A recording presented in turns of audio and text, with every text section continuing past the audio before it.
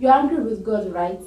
Because He promised you everything and you're saying nothing at the moment. Before you keep being angry with God, wait and listen to this story.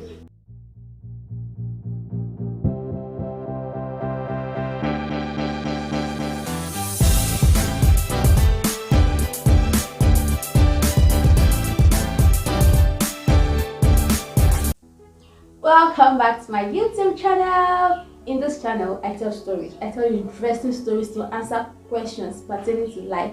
I do this every Friday and Saturday. So this story you're about to hear today, I started it yesterday. Okay, so let us get right into it. Nah. But before then, please subscribe to this channel. Please now, please. Alright, stop being angry with God. Don't be angry with God yet. Listen to the story first. So I'll continue the story from where I stopped yesterday. The link to the first part is in the description. You can do well to click it and go watch the first part of the story. You'll find it so interesting. Okay, so where I stopped yesterday was when Margaret was crying in the room and her husband came into the room just to meet his lovely wife crying. So her husband encouraged her, and after the encouragement, Margaret was just staring at him. But then her husband smiled, hugged her and kissed her. Margaret smiled at her husband's action, but she didn't say anything. So her husband held her hands and took her out of the room to where she already set up the equipment to shoot a video. And when she got there, Margaret already knew what her husband was trying to tell her indirectly. So Margaret looked at him and said, "No, I'm tired. I'm not doing this now. I'm not even doing it again." Husband said to her, "Really? You are doing it, my love, and you are strengthened. It's a ministry and many lives depends on it, so you cannot stop." Margaret shook her head. "No. People laugh at me nowadays whenever I post online." And so her husband asked, "Jesus faced more than that and he did not quit. By the way, there are still few persons that appreciate what you are doing. I go through the comments you receive on your post and I realize that some people still appreciate it." Margaret then responded again, "There are very few." Yes, there are very few persons are so important. There are enough reasons why you should continue doing what you are doing. That was the husband's response. And so when the husband was done saying that, he started clapping his hands and shouting, "I welcome the worldwide known child evangelist, a woman of strength and dignity." He was just hyping and praising his wife, Margaret. Margaret had no option but just to start laughing, and she went to sit down and do the video talking about how to raise children as usual. So when she was done with the video, she did the normal thing, posted it and everything like that.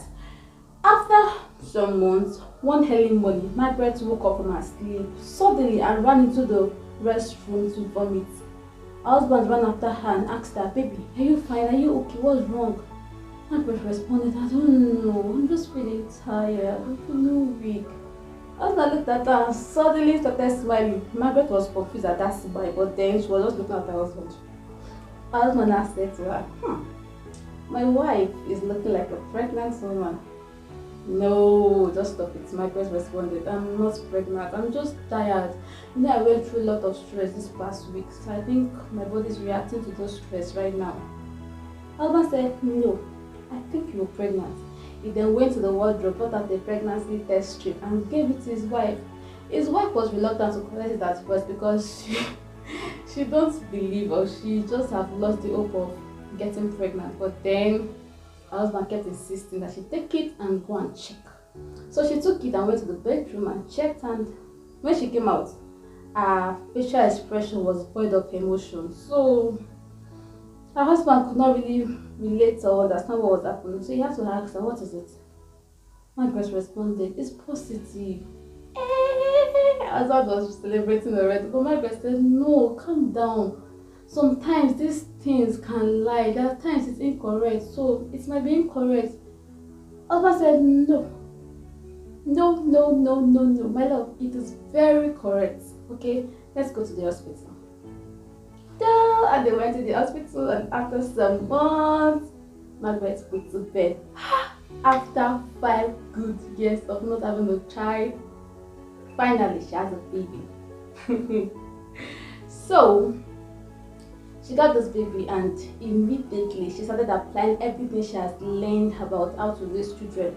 Now, before now, you should know that Margaret has been a child evangelist, which was a teenager. She talked about how to bring children the right way and stuff like that. So when she got married and she wasn't put into bed on time, people started mocking her. And before then, God has promised a lot of things. Your life will model greatness, your life will do this, and you'll be blessed, you are great. But then Margaret's delay in giving birth brought her mockery, and that was opposite what God had been promised her now. But that is by the ways, because now she has given birth. And when she gave birth, she immediately started applying all she has been teaching.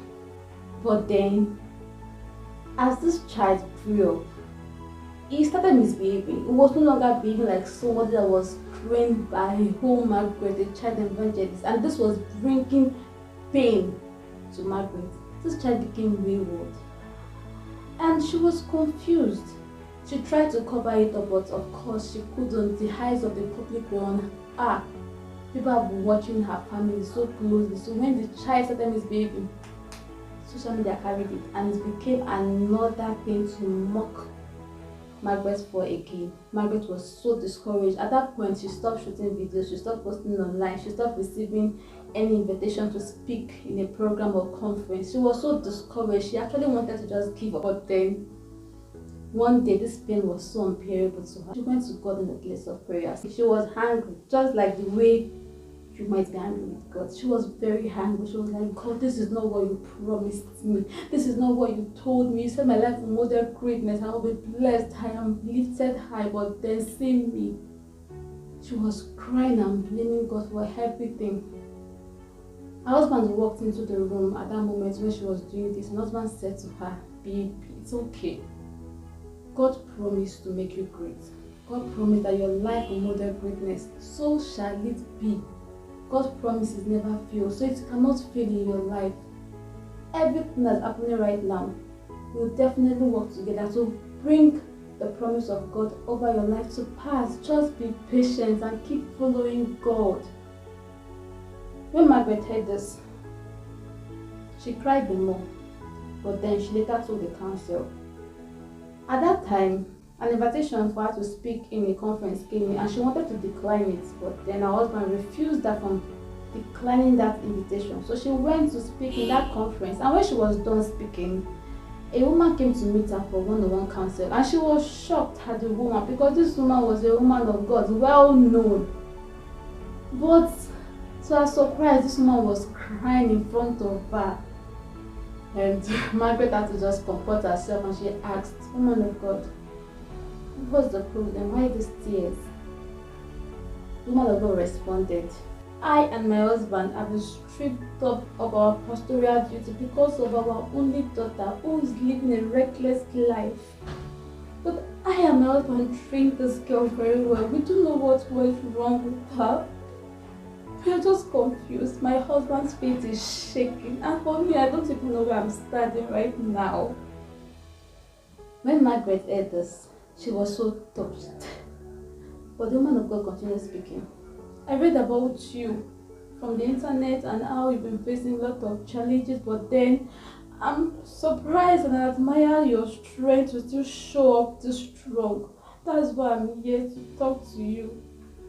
When Margaret heard this, she was more touched. She then had some few words with this woman of God and as well prayed for her. And the woman of God felt strengthened, so she went back home and continued her life. God helped her at the later end. But back to Margaret. As soon as Margaret went back home, she told her husband that what happened in the conference. And the husband said to her, "You see, that's why God had to take you through this path, because He knows tomorrow people that will be facing this similar challenge, we need someone like you to talk to. That is your life modeling greatness already. I told you everything will work together to fulfill the promise of God over your life. Expect more of this kind of people to come your way." As the both were talking, their child ran into the house, crying with so many bruises on his body. When he was crying, his mother tried to inquire, "What happened, my son? What is it, my baby? What?" She was just calling him different names. But then The child did not respond. He just kept on crying and started saying, I want to give my life to Christ. I want to give my life to Christ. I want to give my life to Christ. And the parents led him to Christ, first of all. But then they still asked him what happened. And he said to them, Mommy, Daddy, I'm sorry. I wanted to join a court group in my school. On the day of my initiation, another court attacked the court I wanted to join, and I had to run away. Immediately he said that his mother got down on his knees and began to thank God. From then henceforth, this child changed totally.